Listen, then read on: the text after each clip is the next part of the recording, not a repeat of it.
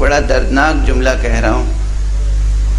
مسلمانوں کا ایک گروہ ہے جو یہ چاہتا ہے کہ یہ ثابت کرے کہ تخت شام پر اپنا غاصبانہ اقتدار قائم کرنے والا باغی شام وہ تو جنتی ہے، اس کے باپ بھی جنتی ہیں، اس کی ماں بھی جنتی ہے، اس کا پورا کنبہ جنتی ہے، اس کے گرد چاروں طرف جنت ہی جنت ہے. لیکن ساتھ میں وہ چاہتا ہے کہ محمد کے باپ کہاں ہیں؟ جہنم میں. محمد کے چچا کہاں ہیں؟ جہنم میں. محمد کے گرد جہنم ہی جہنم. سمجھ میں آ رہی ہے؟ یہ تاریخ ہے، یہ مسلمانوں کی لکھی ہوئی تاریخ ہے. یہ مسلمان بیان کرتے ہیں جو تاریخ وہ تاریخ ہے.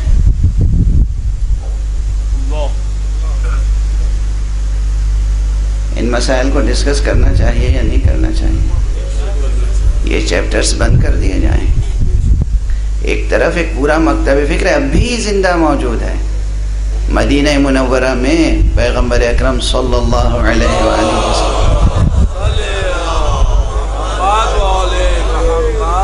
کے والد کی قبر مبارک تھی. وہ قبر مبارک کب توڑی گئی؟ 1924 میں. توجہ ہے. اور کہتے ہیں ہم نے اس لیے یہ قبر توڑی تاکہ شرک نہ ہو، بت پرستی نہ ہو. اور رسول کی ایک حدیث کو پیش کرتے ہیں کہ رسول کی اس حدیث کی روشنی میں ہم نے اس قبر کا نشان مٹایا. رسول کی اس حدیث کو ہم سچی کیسے مان سکتے ہیں؟ اس لیے کہ رسول نے خود مدینے میں حکومت کی ہے. اگر قبر کا نشان مٹانا ضروری تھا تو خود رسول نے اپنی زندگی میں اس قبر کا نشان کیوں نہیں مٹا دیا؟ 1924 تک کیسے باقی رہا یہ نشان؟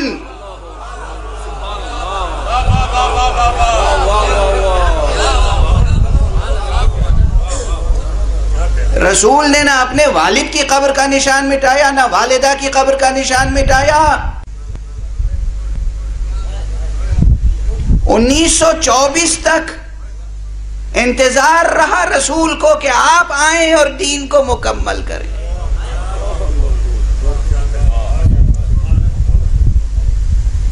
انیس سو 24 میں قبریں ڈھائی گئیں نا، مٹائی گئیں. بلکہ اس کے بھی بعد 1924 سے یہ سلسلہ شروع ہوا اور اب چند برس پہلے وہ قبر جو ہے زمین کے برابر کر دی گئی. کیوں؟ رسول کی حدیث ہے کہ جو قبر تمہیں نظر آئے اسے زمین کے برابر کر دو. یہی کام ابھی موصل میں ہو رہا ہے. جو عراق میں شہر موصل میں ایک خلافت مآب تشریف لائے ہیں، ان کا سب سے بڑا فیصلہ کیا ہے؟ نبیوں کی قبریں، صحابہ کی قبریں، اولیاء کی قبریں، علماء صلحاء کی قبریں، صوفیاء کی قبریں سے مٹا دو، زمین کے برابر کر دو. سنت رسول پہ عمل ہو رہا ہے. حدیث پیش کی جاتی ہے، یہ حدیث ہے نا، اس پہ ہم عمل کر رہے ہیں. رسول اللہ نے خود اپنی ماں کی قبر کا نشان کیوں نہیں مٹایا؟ رسول اللہ نے خود اپنے والد کی قبر کا نشان کیوں نہیں مٹایا؟ رسول اللہ نے خود اپنے چچا اور دادا کی قبروں کا نشان کیوں نہیں مٹایا؟ آخر اگر مٹا دیا ہوتا رسول اللہ نے، خانہ کعبہ کی چھت پر بت رکھے ہوئے تھے، رسول نے مٹائے یا نہیں مٹائے؟ خانہ کعبہ کی چھت پر بت رکھے ہوئے تھے، رسول نے توڑوا دیے، مٹا دیے، اب نام و نشان نہیں ہے نا ان کا. لیکن مکے میں جنت المعلا میں حجون، اس پہاڑی کے دامن میں ابھی تک اگر قبر کا نشان باقی ہے جو آپ کو کھٹکتا رہتا ہے تو یہ باقی کیسے ہے؟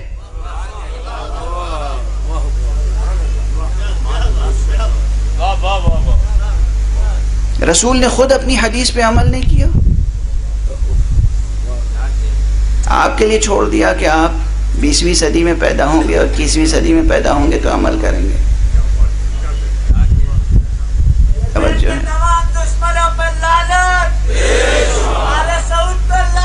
آپ صبر فرمائیں. اب میری گفتگو آگے بڑھنے دیں. صلوات پڑھیں.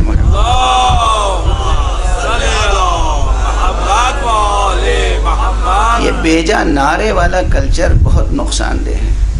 جوانان عزیز، میرے بچوں، جوانوں، عزیزوں، نعرے کا موقع ہوتا ہے،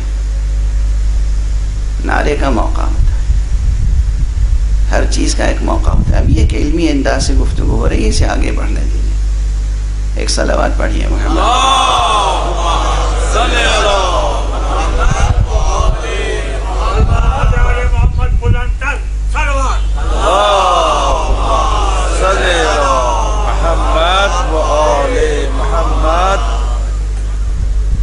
بہرحال گفتگو شاخ در شاخ آگے بڑھتی چلی جا رہی.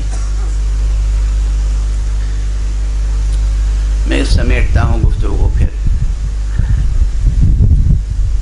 جنہیں نبوت مصطفیٰ صلی اللہ علیہ وآلہ وسلم میں کوئی شک و شبہ نہیں ہے اور کوئی وجہ نہیں ہے شک و شبہ کی. انہیں قرآن مجید کے منزل من اللہ ہونے میں کوئی شبہ نہیں.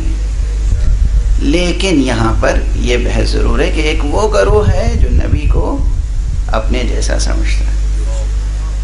ان کے ماں باپ بھی کافر تھے اور انہوں نے کافرہ کا دودھ پیا اور یہاں ہمارے ہی جیسے تھے بالکل. آپ برداشت کر سکیں گے؟ مجھے تو یہ جملے دہراتے ہوئے بھی، ڈسکس کرنے کے لیے دہراتے ہوئے بھی تکلیف ہو رہی ہے. آج اسی حجاز میں جو مرکز اسلام ہے، ایسے لئیم، ایسے ذلیل، ایسے کافر موجود ہیں جنہیں بہت بڑا عالم، داعیہ، اسلام پیش کرنے والا سمجھا جاتا ہے، اور وہ کہتے ہیں کہ رسول اللہ اپنے دوستوں کو شراب ہدیے میں پیش کیا کرتے تھے، بلکہ شراب بیچا بھی کرتے تھے.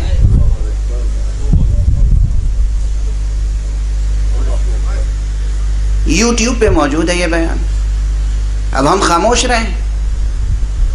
عیسائی اگر کوئی گستاخی کرے تو آپ سڑکوں پہ آ جائیں گے، کوئی ہندو گستاخی کرے تو آپ سڑکوں پہ آ جائیں گے، اور حجاز کا رہنے والا نجدی کوئی گستاخی کرے تو آپ خاموش رہیں گے. یہ کون سا اسلام ہے؟ یہ کون سی وفا ہے محمد مصطفیٰ صلی اللہ علیہ وسلم؟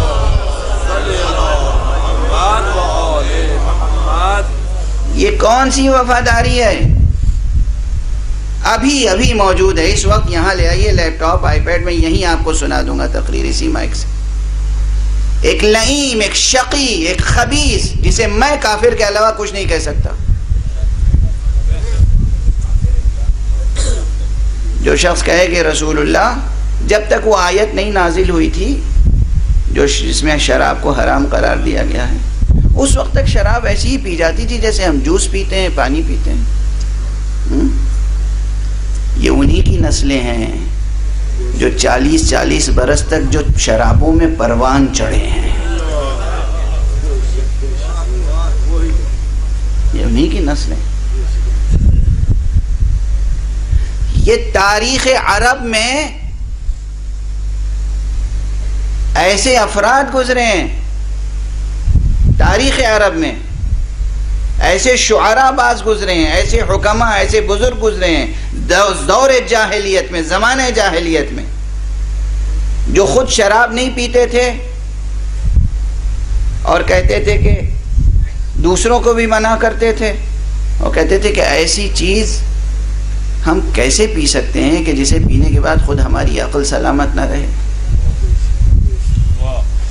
ایسی چیز ہم کیسے پی سکتے ہیں کہ جس کے پینے کے بعد ہم محارم کا احترام قائم نہ رکھ سکیں. اب میں اپنے اسلوب میں کہہ رہا ہوں، لیکن بہرحال بعض بچے نہیں سمجھ پائیں گے. اگر انسان یہ فرق نہ کر سکے کہ ہمارے سامنے کون کھڑا ہے، ماں کھڑی ہے، بہن کھڑی ہے، بیٹی کھڑی ہے، بیوی کھڑی ہے، اپنا کوئی ہے عزیز یا غیر ہے، اس کے ساتھ ہمیں کیا سلوک کرنا چاہیے، کیا نہیں کرنا چاہیے، کیا لفظ ادا کرنا چاہیے زبان سے، کیا نہیں ادا کرنا چاہیے.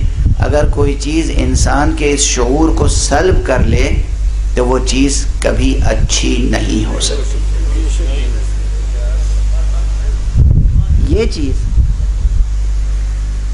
یہ چیز عرب کے جاہل شعراء جانتے تھے.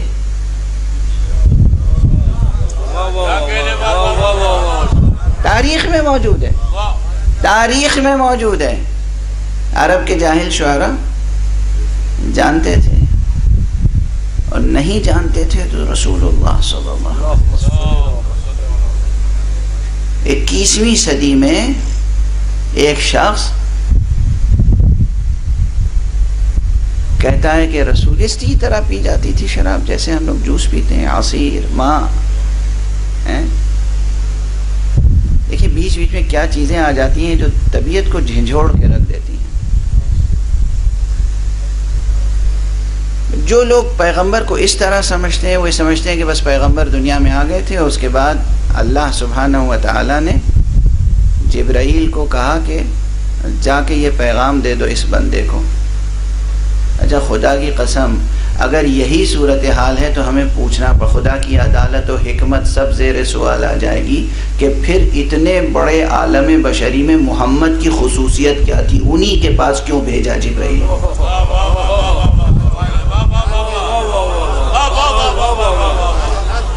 اگر محمد ہمارے ہی جیسے تھے، نعوذ باللہ خاکم بدہن، اگر محمد میں ابو سفیان میں کوئی فرق نہیں تھا، اگر محمد میں ابو لہب میں کوئی فرق نہیں تھا، اگر محمد میں اور ابو جہل میں کوئی فرق نہیں تھا، اگر ہمارے ہی جیسے تھے، عام انسانوں جیسے تھے، تو اللہ نے جبرائیل محمد ہی کے پاس کیوں بھیجا؟ یہ سب سے پہلے ہم قیامت میں اسی سے سوال کریں گے.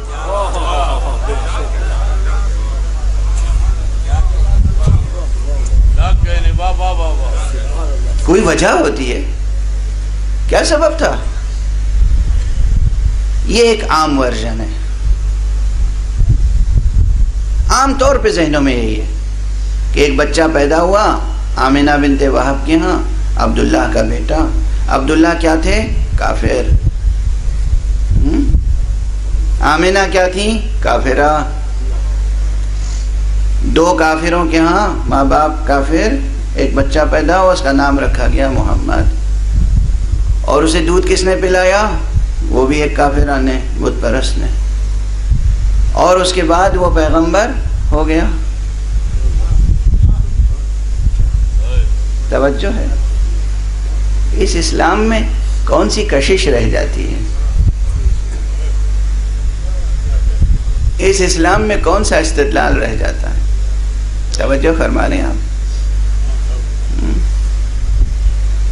رکھیو غالب مجھے اس تلخ نوائی سے معاف، آج کچھ درد میرے دل میں سوا ہوتا ہے. آج یہ دور آ گیا ہے کہ ہم اس طرح کی باتیں ڈسکس کریں تو لوگ ہم ہی کو ہدف ملامت بنا لیتے ہیں. ہم ڈسکس نہ کریں تو کیسے کریں؟ آج کی بات ہے، تازہ بات ہے، اس دور کی بات ہے.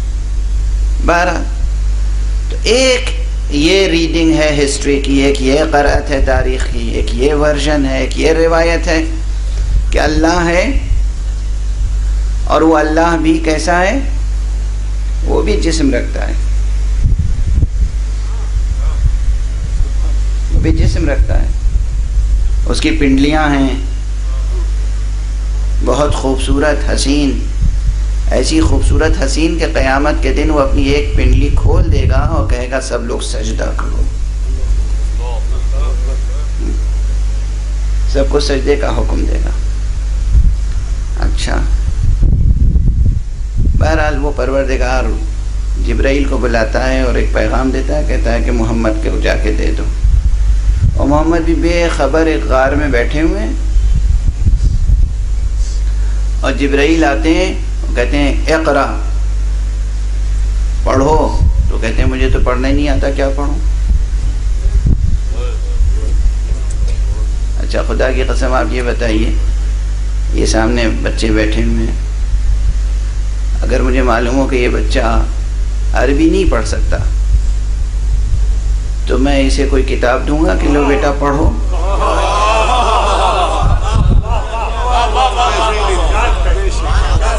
دنیا کا کوئی معمولی شعور رکھنے والا، معمولی عقل رکھنے والا، اگر اسے معلوم ہو کہ سامنے بیٹھے ہوئے لوگ ہمیں معلوم ہے آپ پاکستان کے ماشاءاللہ شہری ہیں، آپ سب اردو پڑھ لیتے ہوں گے، مگر فرینچ کے بارے میں مجھے یقین نہیں ہے کہ فرینچ پڑھ لیتے ہیں یا نہیں، ڈویچ زبان پڑھ لیتے ہیں یا نہیں، یا مثلا ہیبرو پڑھ لیتے ہیں یا نہیں۔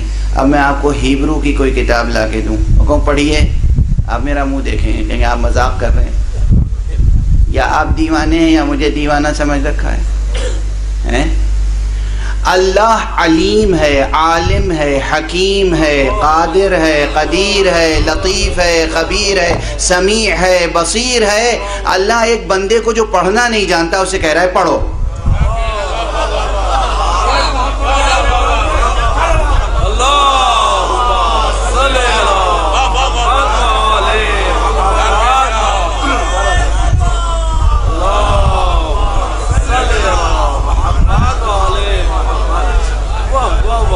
کیا شاندار نیریشن ہے ہسٹری آف اسلام کا، اس سادگی پہ کون نہ مر جائے خدا۔ اللہ علیم و خبیر، لطیف و خبیر، سمیع و بصیر، اللہ حکیم، حکمت والا خدا، علم والا خدا۔ وہ ایک ایسے شخص کو جس کے باپ کافر، ماں کافرہ، چچا کافر، کافر آغوش میں پروان چڑھا، وہ کافر کا دودھ پیا، اور اس کے بعد نعوذ باللہ اس میں تمام کمزوریاں پائی جاتی تھیں جو اس دور کے لوگوں میں تھیں، اور وہ ایک غار میں بیٹھا ہوا تھا، فرشتے کو بھیج دیا، کہا پڑھو۔ اس نبوت کو واقعاً دنیا قبول نہیں کر سکتی، اس نبوت کو دنیا قبول نہیں کر سکتی۔ ہاں، اس نبوت کو دنیا قبول کر سکتی ہے جس نبوت کا تعارف خود قرآن نے کرایا ہے، اور خود رسول اکرم صلی اللہ علیہ وآلہ وسلم۔